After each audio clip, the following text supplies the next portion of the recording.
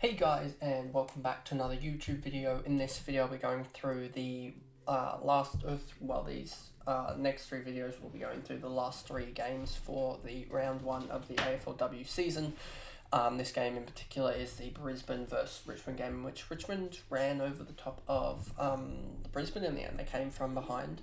I believe they were potentially even 2 goals down and just overran them in the end. So yeah, much better.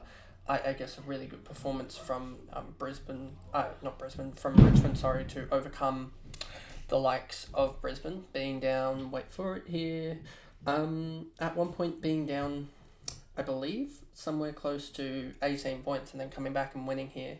Down 18 points early in the second and then coming back and winning. So yeah, just a really good performance from them. And it ruined my weekly tipping. I would have got 9 out of 9 with them winning. I got 8 out of 9 in the end, which was still a really good result, but 9 out of 9 would have been a lot better, obviously. But before we get into the video, remember to like and subscribe, turn the notification bell on so you know when I upload, and let's get into the video. So as you can see here, it wasn't the best scoring. Let me get rid of the ads because we don't need that. Wasn't the best scoring compared to some games where we saw like 130s and 140s, etc. But there was Conti 101 was a really good pickup by me. She looked pretty good from what I saw of the game. Didn't watch too much of it, but she was tracking pretty well the whole time. You also had Hickey, who fell off in the last quarter, I'm pretty sure, yeah. Here we go, 6-point last quarter from her. So from my side, having Hickey wasn't the best. But yeah, so now let's go into the players. Anderson here, 90 points, 22. Let's look at the CBAs, because I'm sure the CBA-wise, she will be up there, or else it's a key back. Just trying to fix something. There we go. Here we go. So Egan, Conti, that's Richmond. We need Brisbane. Brisbane, you got Anderson, Hickey, Savak, Dawes, Ellinger, and Smith. If we look here, you've got not there, this one, Anders, Savik, Hickey. Was Conway involved? Anyone there?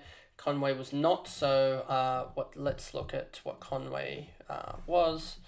What position? Conway is a forward and 66. So yeah, still not the best score anyway, 66 for a forward. You'd want more, but without a mid-roll, especially now knowing that, that's probably even worse. 1 goal, 1 for her, so should have known that she was a forward given that she kicked the goal. Dawes, 61, 17 touches. Dwyer, 57. Davidson, 54. 2 goals, 1 for her. Ellinger, 53. The thing here is that I'm looking here and I'm just trying to figure out why this was just such a low scoring fantasy wise game. You can even see it as I adjust my camera again. 963 to 915. If we look at even the Swans GWS game, and that was low fantasy wise. Again, that was 978 to 905. The North game, you'll see, I think both of them went above. 1173 to 888.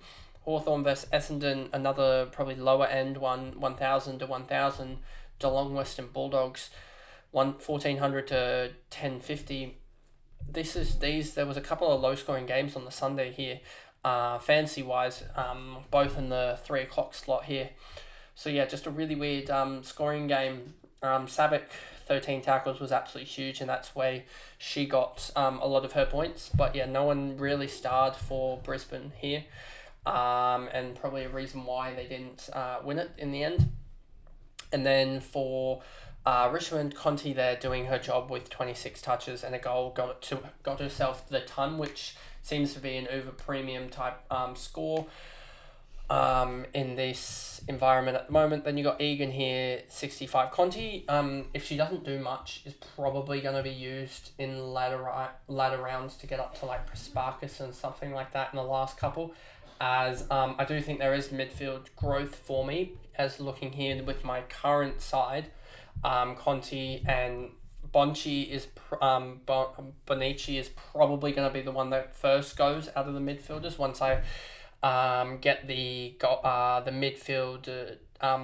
midfield role defenders in Priest, and I think Stannett might have had a midfield role. Just need to double check that. Let me actually just double check that, even though it's off topic. Did Stannett have a midfield role? She did not have a midfield role, so Stanit is one to watch just in case that is continuing that scoring, or whether she is not going to score that well, because she will go very, very quickly up. And I think Priest is the one that I think could easily go very, very quickly up, so need to watch out for her. But back to the game here. Conti, I think, is one that's going to hold on my side mostly, and then going to upgrade because she was one of the lower scoring out and out premium mids. I mean, you had, was that another 1, 2, 3, 4, 5, 6, 7, 8, 9, 10, 11 higher scoring mids than her this week, and luckily got one of them in that did go above her, as well as already having two above her in that role. So now she would be my fourth best mid going on round 1 scores. So I think still having her for the next foreseeable future, for the next couple of weeks, as I wait to see, now reading more into it, Luke might lose her ruck role, and she is coming up against the hardest ruck in the comp in my belief, so will be tough for her to score this week, but next week and beyond should be a lot easier. But if she does lose that ruck role, that could be interesting. Then obviously the rest of the midfield, forward's pretty set, midfield is pretty set, it's just defenders. And am I really looking for any defenders here? I don't really like Sheehan, or is it Sheehan? Let's just see.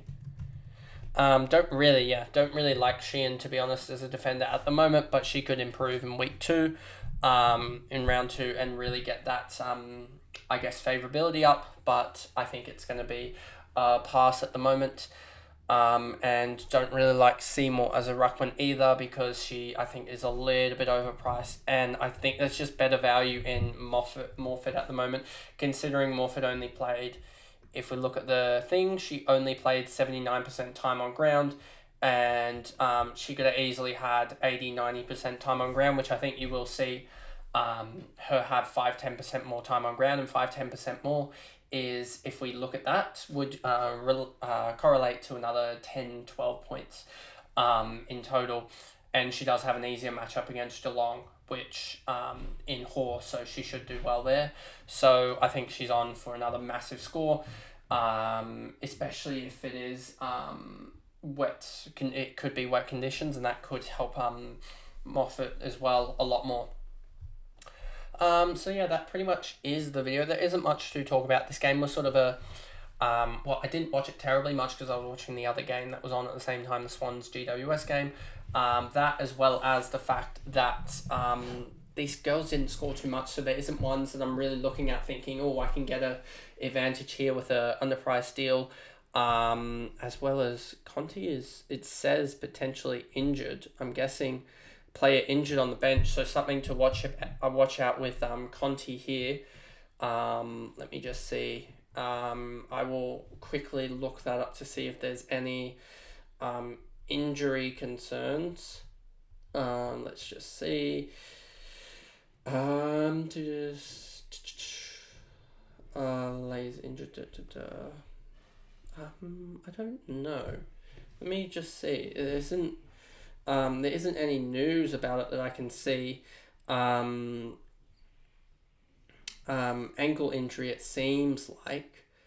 But we'll wait and see on that one. Hopefully Conti isn't injured, but I mean, if Conti is injured, then it will probably mean that I move towards holding probably Hamilton, I would say, and moving on, moving the ruckman and trying to get Prisparkis or another mid in there for Conti if she is injured, which would be a little bit annoying that that happens, but I mean, you can't change it sucks, but that's how it is, I guess. So yeah, that pretty much is the video there, and if I go back to the main screen, a little bit of a scrappy video, but yeah.